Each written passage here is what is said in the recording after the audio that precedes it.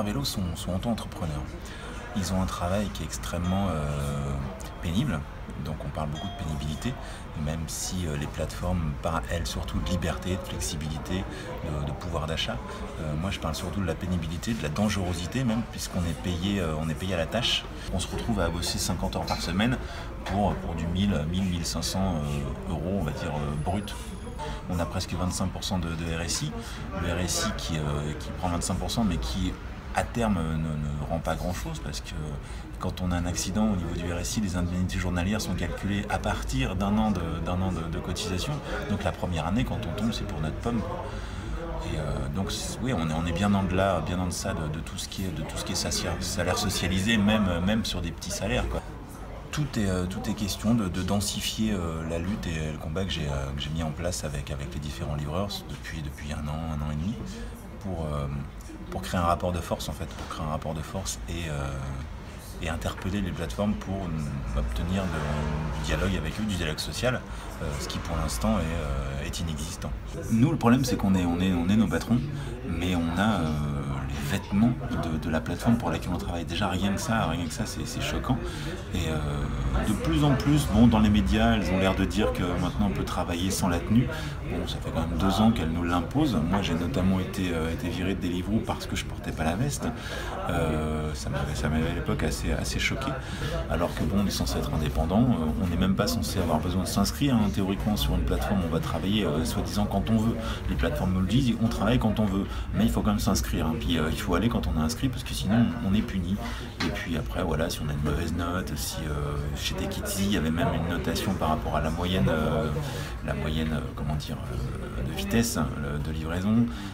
Si on roulait plus vite, si on était plus efficace, on avait accès au planning avant les autres. Enfin bref, ce genre de choses. Et on a aussi la subordination quelque part, plus ou moins implicite, mais on va dire explicite, de la note client, qui fait que les livreurs comme les VTC sont assujettis au bon vouloir de la note client. Ce qui des fois pose de réels problèmes, notamment chez les livreuses. J'ai entendu plusieurs livreuses qui m'ont raconté qu'elles s'étaient fait draguer par un client qui prenait son sac de nourriture et puis invitait la livreuse jolie à venir passer la soirée avec lui. Et puis quand la livreuse refusait normalement, il lui faisait comprendre, plus ou moins encore implicitement, que c'était dommage, parce que du coup il pensait lui donner une bonne note, mais qu'il allait peut-être revenir sur ses positions. C'est des fois très difficile pour vivre pour ces filles, ces jeunes filles, ce genre de conditions de travail.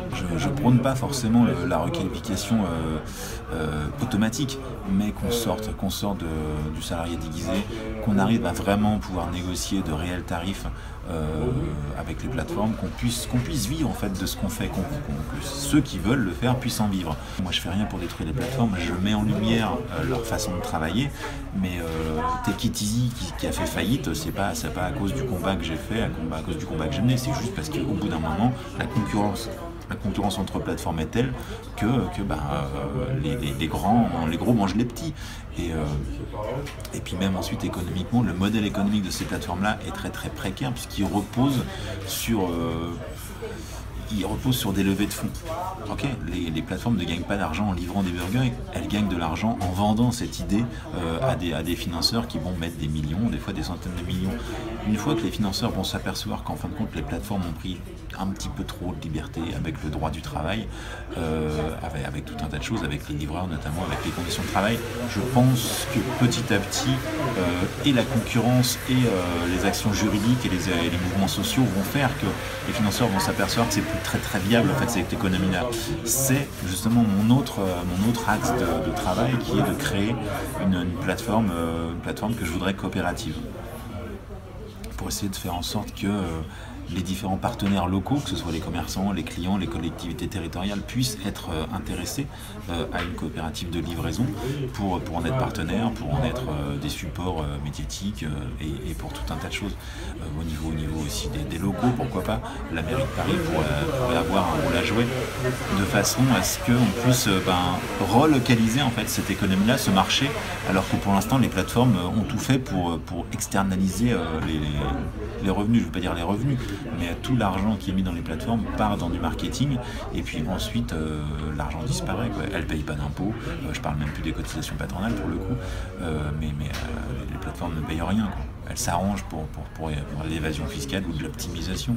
Mais voilà, une coopérative locale, voilà, ancrée autour de Paris, autour de Lyon, autour de Marseille, enfin, dans toutes les villes. En plus, une coopérative qui serait duplicable aurait tout intérêt à exister, puisque justement, on est sur quelque chose qui est indélocalisable, en fait. On est sur du local, que ce soit les commerçants, les clients, les livreurs, on est tous sur du local. Il y a vraiment une carte à jouer à ce niveau-là.